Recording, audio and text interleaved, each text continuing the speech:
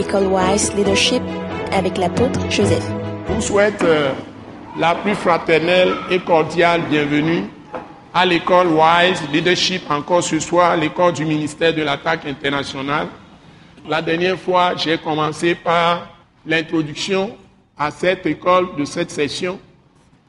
Donc le document que vous avez aujourd'hui, faites tout pour vous procurer de ce document parce qu'il y a beaucoup de choses condensées là-dedans et ça va se dérouler durant toute la session. Donc c'est un ensemble de tout ce que nous allons vivre pendant toute la session qui dure 10 mois d'enseignement supérieur. C'est des enseignements très très profonds et je vous défie, ce n'est même pas, je peux dire, ce n'est pas des études bibliques. Je vous défie par des vérités principes, c'est-à-dire les lois de Dieu. Quand on parle de loi de Dieu, c'est l'esprit, loi de l'esprit.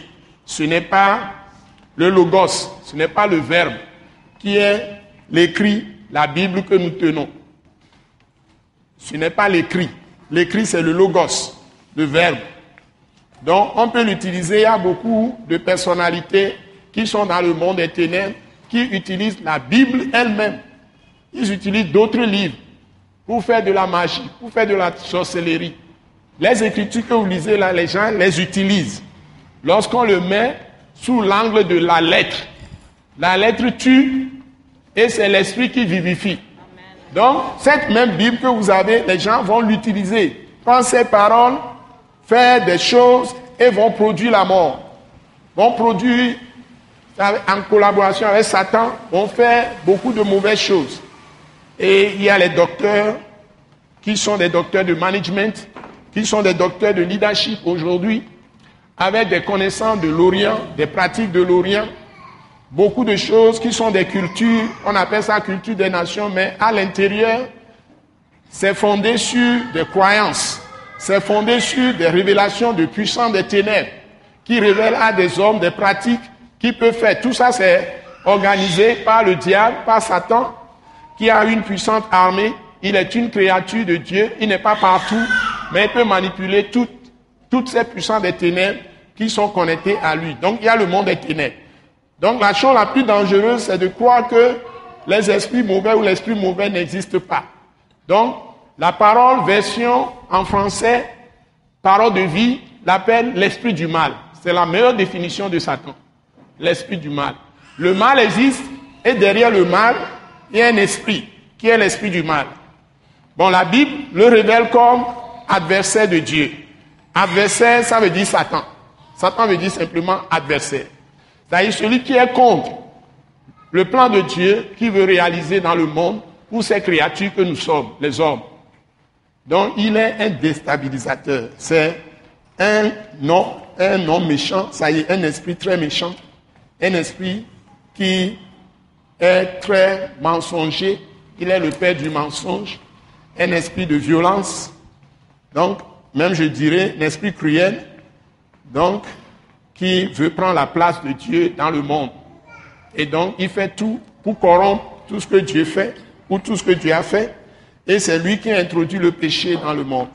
Parce qu'il est le premier à se rebeller contre Dieu. Donc, il est comme ça, il est né comme ça, il est créé comme ça, on n'est plus rien, mais il est esprit. Et Dieu, la Bible nous enseigne que Dieu a créé toutes les dominations, les autorités, les dignités. Il a créé les pouvoirs, les puissances, tout ce qui existe. Mais il y a tout, du côté du mal, il y a toutes ces choses-là qui sont rangées. Domination, autorité, domination des ténèbres, autorité des ténèbres. Il y a des dignités des ténèbres, des puissances des ténèbres, des pouvoirs des ténèbres, des esprits méchants mauvais dans les lieux célestes. Donc quand vous allez dans Éphésiens, vous allez dans Colossiens, vous trouvez les termes des ténèbres, mais il y a autorité aussi dans le monde spirituel de Dieu, de lumière.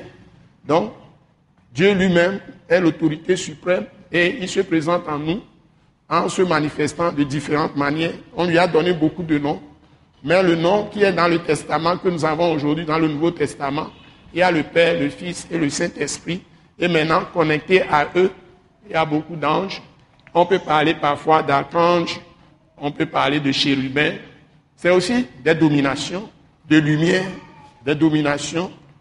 ou des autorités de lumière, des dignités de lumière, des pouvoirs de lumière, et parce qu'ils ont des missions. Par exemple, l'archange Michel est le chef d'armée céleste, alors que l'archange Gabriel est on peut dire que c'est lui qui porte les messages les plus importants que Dieu envoie à ses prophètes, c'est-à-dire à ses représentants qui sont des gens qui parlent pour lui, les prophètes. Et Jésus même s'est manifesté sous plusieurs angles. Ce message de l'apôtre Joseph Kodouak Bemehin vous est présenté par le mouvement de réveil d'évangélisation, Action toute âme pour Christ international, Attaque internationale. Pour plus d'informations et pour écouter d'autres puissants messages, merci de nous contacter au numéro indicatif 228 90 04 46 70 ou de visiter le site web atacinternational.org. Soyez bénis en Jésus-Christ.